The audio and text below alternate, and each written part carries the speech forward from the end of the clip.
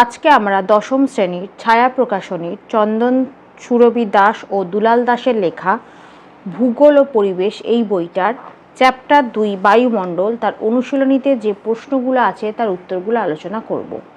তোমাদের যদি ভিডিওগুলো ভালো লাগে তাহলে লাইক, শেয়ার ও কমেন্ট করে জানিও, আর চ্যানেলটি সাবস্ক্রাইব করো। আমার একটা ম্যাথসের চ্যানেল আছে WB ম্যাথস ওয়ার্ল্ড, সেখানে গণিত প্রকাশের কোষে দেখি সমস্ত অঙ্কের সমাধান করে দেওয়া আছে। তার লিঙ্ক আমি ভিডিও ডিসক্রিপশন বক্সে দিয়ে দেবো, আর ওপরের আই বাটনে ক্লিক করেও তোমরা সেই চ্যানেলটি পেয়ে যাবে। প্রথমে বহু বিকল্প ভিত্তিক প্রশ্ন মান 1। প্রশ্ন 1, হেটারোস্ফিয়ারের উচ্চতম স্তরটি হলো, উত্তর হবে অপশানে হাইড্রোজেন স্তর। 2, যে যন্ত্রের সাহায্যে বায়ুর আর্দ্রতা পরিমাপ করা হয়, উত্তর হবে অপশান সি হাইগ্রোমিটার। 3, এল নিনোর প্রভাব দেখা যায়, উত্তর হবে অপশান বি প্রশান্ত মহাসাগরে। 4, উল্কাপিণ্ড পুড়ে ছাই হয় নিম্নলিখিত স্তরে, উত্তর হবে অপশান সি মেসোস্ফিয়ার। 5, মার্কিন যুক্তরাষ্ট্রে পৃথিবীর সর্বাপেক্ষা বিধ্বংসী ঘূর্ণিঝড় টর্নেডোকে এই নামেও ডাকা হয়, উত্তর হবে অপশান বি টুইস্টার। 6, বার্ষিক উষ্ণতার প্রসর সবচেয়ে কম থাকে, উত্তর হবে অপশান এ নিরক্ষীয় জলবায়ু অঞ্চলে। 7, ফ্রান্সের রোন নদীর উপত্যকায় প্রবাহিত শীতল স্থানীয় বায়ুকে বলে, উত্তর হবে অপশান সি মিস্ট্রাল। 8, দিন রাতের তাপমাত্রার পার্থক্য সবচেয়ে বেশি দেখা যায়, উত্তর হবে অপশান বি উষ্ণ মরু জলবায়ু অঞ্চলে।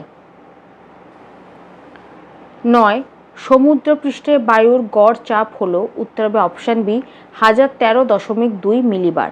10, নিরক্ষীয় জলবায়ু অঞ্চলে বৃষ্টিপাত ঘটে, উত্তর হবে অপশান ডি সারা বছর ব্যাপী।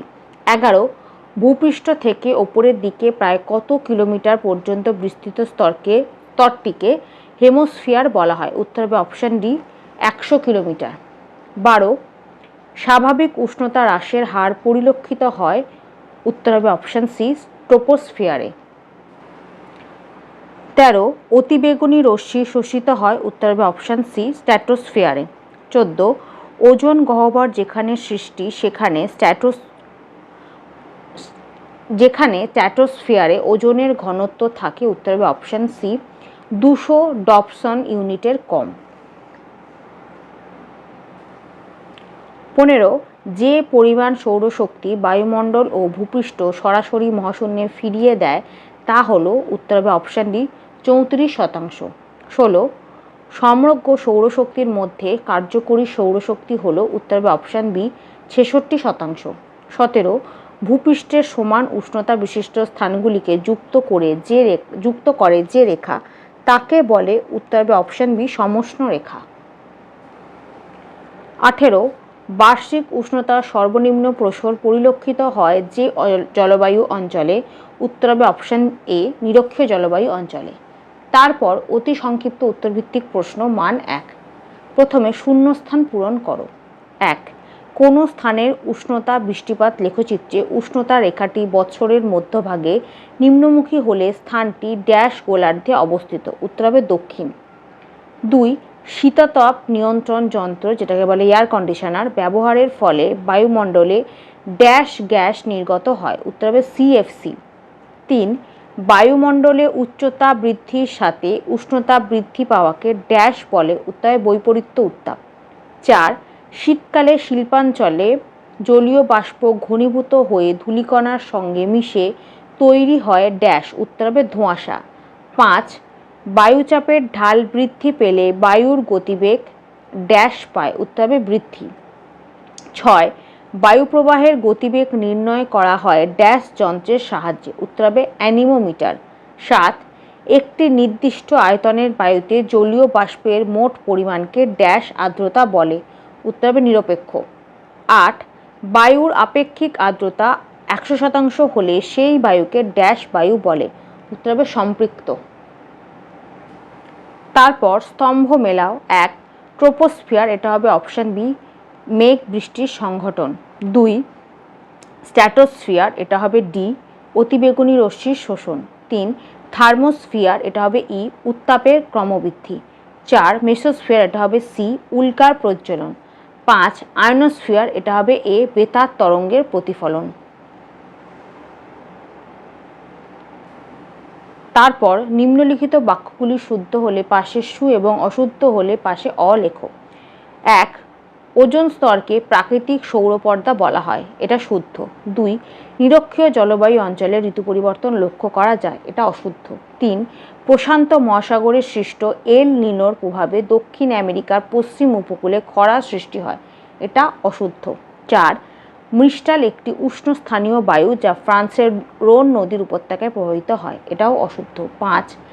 এল নিনোর বছরগুলিতে ভারতে বন্যার সৃষ্টি হয়, এটাও অশুদ্ধ। 6. আন্টার্কটিকা অঞ্চলে ওজোন গহ্বর দেখা যায়, এটা শুদ্ধ। 7. চিনুক ফ্রান্সের মধ্য দিয়ে প্রবাহিত একটি উষ্ণ বায়ু, এটাও অশুদ্ধ। তারপর একটি শব্দে উত্তর দাও। প্রশ্ন 1.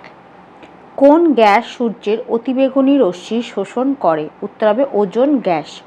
2. বায়ুমণ্ডলের সর্বনিম্ন স্তরের নাম কি? উত্তর হবে ট্রোপোস্ফিয়ার। 3. তাপ বলয়গুলিকে কয়টি ভাগে ভাগ করা যায়? উত্তর হবে 3টি। 4. সম্পৃক্ত বায়ুর আপেক্ষিক আর্দ্রতা কত? উত্তর হবে 100%। 5. বায়ুমণ্ডলের কোন স্তরে জেট বিমান যাতায়াত করে? উত্তর হবে স্ট্র্যাটোস্ফিয়ার। তারপর সংক্ষিপ্ত উত্তরভিত্তিক প্রশ্ন মান 2। প্রশ্ন 1. বৈপরীত্য উষ্ণতা কাকে বলে? 28 নম্বর পাতায় এখান থেকে এতটা।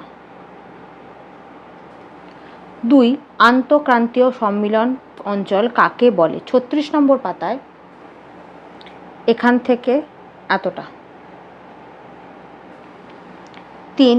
নিরপেক্ষ আর্দ্রতা বলতে কি বোঝো? 42 নম্বর পাতায় এখান থেকে এতটা। 4. সূর্যরশ্মির তাপীয় ফল কাকে বলে? 28 নম্বর পাতায় এখান থেকে এতটা। 5. জেট বায়ুর দুটি বৈশিষ্ট্য লেখো। 40 নম্বর পাতায় জেট বায়ুর বৈশিষ্ট্য এখান থেকে এতটা। এখানে 6টা পয়েন্ট দেওয়া আছে, তার মধ্যে থেকে যে কোনো দুটো লিখে দেবে। 6. বায়ুচাপ কক্ষ কাকে বলে? উত্তর, সমুদ্রের বায়ুচাপ বলয়গুলি যতটা স্পষ্ট মহাদেশে তা নয়। মহাদেশে প্রাকৃতিক বৈচিত্র্য বেশি বলে বলয়গুলি ভেঙে ছোট ছোট কোষ আকারে অবস্থান করে, এগুলি বায়ুচাপ কক্ষ। স্থলভাগের বিস্তার যেখানে যত বেশি, কক্ষের সংখ্যাও তত বেশি, তাই উত্তরের তুলনায় দক্ষিণ গোলার্ধে বায়ুচাপ কক্ষের সংখ্যা বেশি। এখান থেকে এতটা। 7. অশ্ব অক্ষাংশ বলতে কি বোঝো? 34 নম্বর পাতায় এখান থেকে এতটা। এখানে এই এর জায়গায় লিখবে ক্রান্তীয় অঞ্চলের। ক্রান্তীয় অঞ্চলের বায়ু যত এগোয়, এই এর জায়গায় লিখবে ক্রান্তীয় অঞ্চলে, তারপর বায়ু থেকে এত অবধি। 8. সম্পৃক্ত ও অসম্পৃক্ত বায়ু কাকে বলে? এখান থেকে এতটা। প্রথমে কাকে বলে, তারপর উদাহরণ, পুরোটাই লিখে দেবে।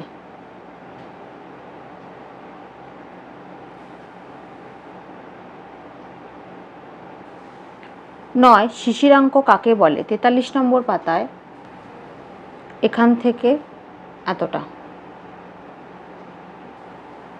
10. দৈনিক গড় উষ্ণতার সূত্রটি কি? 27 নম্বর পাতায় এখান থেকে এতটা। 11. ঘূর্ণবাতের চক্ষু কাকে বলে? ঘূর্ণবাতের চক্ষু এখান থেকে এতটা।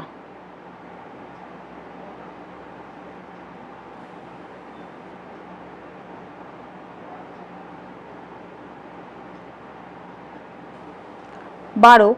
আবহাওয়া ও জলবায়ু বলতে কি বোঝো? উত্তর, আবহাওয়া হলো কোনো নির্দিষ্ট স্থান ও সময়ে পৃথিবীর বায়ুমণ্ডলের দৈনন্দিন বা ক্ষণস্থায়ী অবস্থা। এটি তাপমাত্রা, বায়ুচাপ, আর্দ্রতা, মেঘের পরিমাণ, বৃষ্টিপাত ও বাতাসের গতির ওপর ভিত্তি করে দিনের বিভিন্ন সময়ে দ্রুত পরিবর্তন হতে পারে। আর কোনো নির্দিষ্ট অঞ্চলের সাধারণত 30-35 বছরের বা তার বেশি সময়ের আবহাওয়ার গড় অবস্থাকে জলবায়ু বলা হয়। এটি একটি দীর্ঘমেয়াদী ধারা যা আবহাওয়ার মতো দ্রুত পরিবর্তিত হয় না। 13. 22 ব্যালট সূত্র বলতে কি বোঝো? 36 নম্বর পাতায় এখান থেকে এতটা। 14 অধঃক্ষেপণ কাকে বলে? 44 নম্বর পাতায়। এখান থেকে এতটা। 15 আপেক্ষিক আর্দ্রতার নির্ণয় সূত্রটি কি? 42 নম্বর পাতায়। এখান থেকে এতটা। তারপর ব্যাখ্যামূলক উত্তরভিত্তিক প্রশ্ন মান 3। প্রশ্ন 1 ওজোন স্তরের গুরুত্ব আলোচনা করো। 24 নম্বর পাতায়। এখান থেকে এতটা। 2 বায়ুমণ্ডল উত্তপ্ত হওয়ার পদ্ধতিগুলি উল্লেখ করো। 26 নম্বর পাতায়। এখান থেকে এতটা লেখার পর 27 নম্বর পাতায়। এখান থেকে এতটা।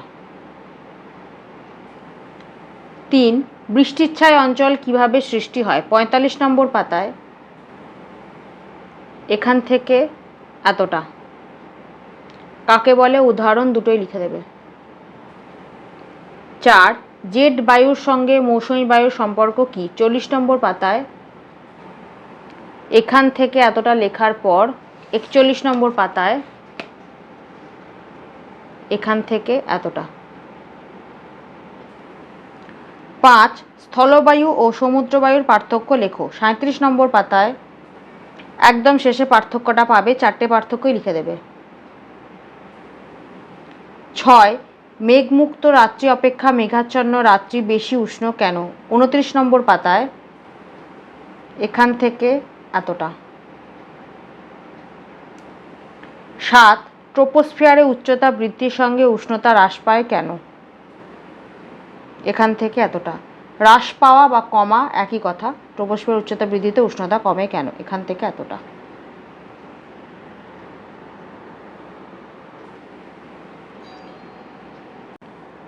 8 উষ্ণতা বৃষ্টিপাত লেখচিত্রে ভূমধ্যসাগরীয় জলবায়ু চিহ্নিত করার 3টি যুক্তি সংক্ষেপে ব্যাখ্যা করো। 49 নম্বর পাতায়। এই ছবিটা আর এই ছবিটা, এই দুটো ছবি এঁকে দেবে আর তার সাথে এখান থেকে এতটা লিখে দেবে। তারপর দীর্ঘ উত্তরভিত্তিক প্রশ্ন মান 5। প্রশ্ন 1 পৃথিবীর প্রধান প্রধান জেট বায়ুর নাম লেখো। এদের সাধারণ বৈশিষ্ট্যগুলি কি কি? 40 নম্বর পাতায়। প্রথম প্রশ্নের উত্তর প্রধান প্রধান জেট বায়ুর নাম এখান থেকে এতটা। আর তার পরের প্রশ্নের উত্তর তার আগেই পেয়ে যাবে বৈশিষ্ট্য এখান থেকে এতটা। 2 নিরক্ষীয় নিম্নচাপ বলয় এবং মেরুদেশীয় উচ্চচাপ বলয় সৃষ্টির কারণগুলি ব্যাখ্যা করো। প্রথম প্রশ্নের উত্তর পাবে 34 নম্বর পাতায়। এখান থেকে এতটা। আর পরের প্রশ্নের উত্তর পাবে 35 নম্বর পাতায়। এখান থেকে এতটা। 3 বায়ুমণ্ডল উত্তপ্ত হওয়ার পদ্ধতিগুলি আলোচনা করো। 26 নম্বর পাতায়। এখান থেকে এতটা লেখার পর 27 নম্বর পাতায়।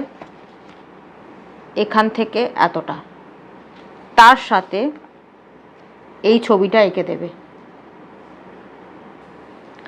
4 বায়ুমণ্ডলে তাপের তারতম্যের কারণ ব্যাখ্যা করো। 27 নম্বর পাতায়। এখান থেকে এতটা লেখার পর 28 নম্বর পাতায়। এখান থেকে এতটা। তারপর 29 নম্বর পাতায়। এখান থেকে এতটা। 10টা পয়েন্ট আছে, 10টা পয়েন্টই লিখে দেবে। যে পয়েন্টগুলো বড় মনে হবে সেগুলো একটু ছোট করে নেবে, আর তার সাথে যদি পারো ছবিগুলো এঁকে দেবে।